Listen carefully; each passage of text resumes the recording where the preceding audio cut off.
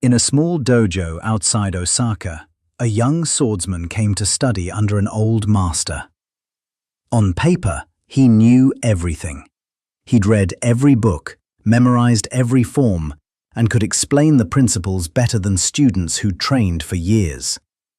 But every morning, when the master called him into the freezing courtyard, he froze at the doorway. He knew exactly what to do. He just couldn't make himself do it. After weeks of this, the master finally told him something he'd carry for life. Knowledge that never passes through the body becomes poison in the mind. You know too much and live too little, and that is why you suffer. That line describes the exact condition most of us live in. You know what you're supposed to do. Sleep earlier, eat better, focus deeper, finish the project, have the hard conversation. You've read the articles, watched the videos, saved the podcasts. Information isn't the missing piece anymore.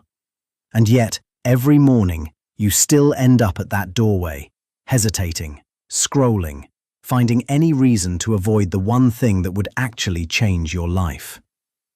So let's talk about why that gap exists and what an old Japanese system teaches you about closing it. This isn't a motivation problem, it's a wiring problem, and wiring can be changed. Start with how your brain actually works. It didn't evolve to make you successful. It evolved to keep you alive in a world of scarcity, which means it's built to conserve energy and avoid anything effortful or uncertain. Hard work burns energy and pays off later, if at all. And to a survival brain, that's a bad trade. So the moment you sit down to do something difficult, your brain generates 100 small objections. A message to answer, a snack to grab, a video to check. That's not weakness. That's a 50,000-year-old survival program running in the background of a modern life. Here's the trap. That same instinct now wrecks your potential. Deep work, long study, patient practice, hard conversations. All of it reads to your brain as wasted energy with no clear payoff. Meanwhile, every app and short video is engineered to hand your brain an instant reward for almost zero effort. You're caught between a primitive brain that treats hard work as a threat and a modern world constantly offering the easier option.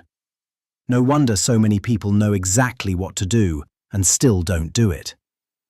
The Japanese understood this centuries ago. While most of the world tried to fix it with inspiration and willpower, they built a system based on the body, on ritual, on slowly rewiring the brain through small daily actions. The core idea: you can't command the mind directly, but the mind follows the body if the body acts consistently enough. You don't argue yourself into discipline, you act your way into it. This is captured in a concept called shugyo, the disciplined practice that transforms a person at the deepest level. Notice what it's not built on: motivation.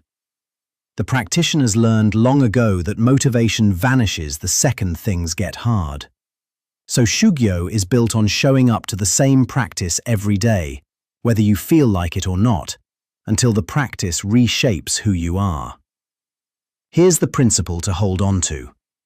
The people who build meaningful lives and the people who don't are almost never separated by how much they know. They're separated by one habit: acting before their feelings agree with the decision. You almost never feel like doing the hard thing, so waiting for the feeling is waiting for nothing. The ones who build the life they want take the first small step while the resistance is still loud, and trust the feeling to catch up. Because action doesn't come from motivation. Motivation comes from action. The reason you don't feel like writing is that you haven't started. Take the smallest step in, and the resistance softens. Within 2 minutes, you're inside the thing you were avoiding. The doorway is the entire battle. Now, how to engineer that? In Japanese training, there's kata, formal movements drilled until the body knows them better than the mind does. The point isn't to make you think. It's to remove thinking, so the body acts before the mind can negotiate. Build a kata of your own. Instead of asking whether you feel like working, design a fixed sequence you run on autopilot. When the alarm goes off, don't check your phone, don't negotiate. Sit up, drink your water, sit at your desk, open yesterday's document. By the time the sequence ends, you're already working, without ever deciding to start. Design yours tonight, so tomorrow you don't have to think. So here's where you begin, literally. Tomorrow morning, set aside 10 minutes, before any screens, before any negotiation, and use them on the one thing you've been avoiding. Just 10 minutes. That's enough to crack the door open, and once it's open, the brain follows you inside more often than you'd expect. The young swordsman eventually learned to step into the courtyard every morning.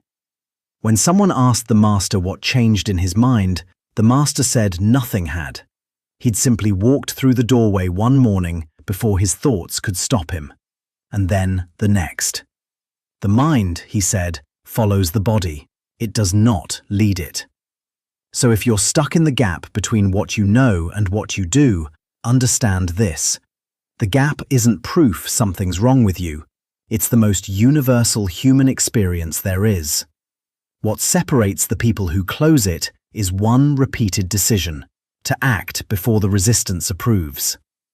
Tell me in the comments, what's the one thing you know you should do but keep avoiding? Naming it out loud is often the first step. Take care of yourself. The life you're capable of building is a lot closer than the resistance wants you to believe. I'll see you in the next